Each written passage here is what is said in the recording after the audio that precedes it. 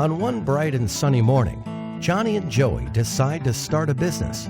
They both had their own great ideas, so they went their own separate ways. Johnny decided to start a brick-and-mortar store to sell his products. He rented out a nice building at a nice location.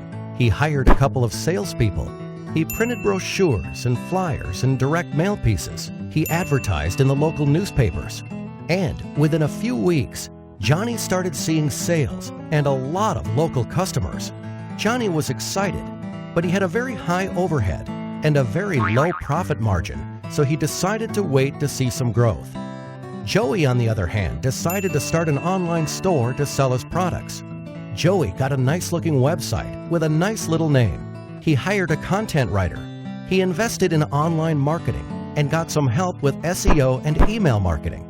He advertised on different websites and signed up for pay-per-click advertising. And within a few weeks, Joey started seeing sales and a lot of customers from all over the country.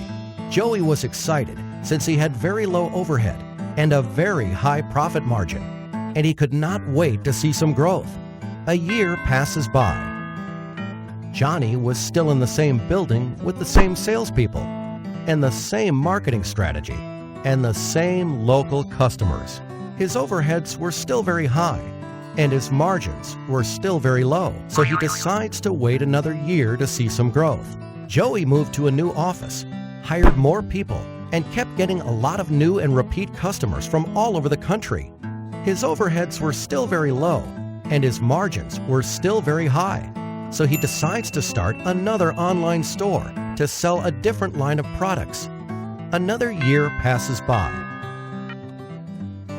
And on one bright and sunny morning, Johnny and Joey meet again. Joey tells Johnny about his new marketing strategy, and Johnny realizes his mistakes. Traditional marketing can only get you so far. Think local, but act global.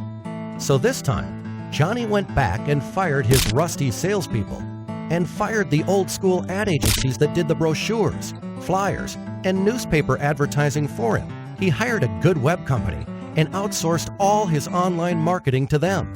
And within a few weeks, Johnny was again a happy man to see increased profits and lower overheads. And needless to say, he was very thankful to Joey for pointing him in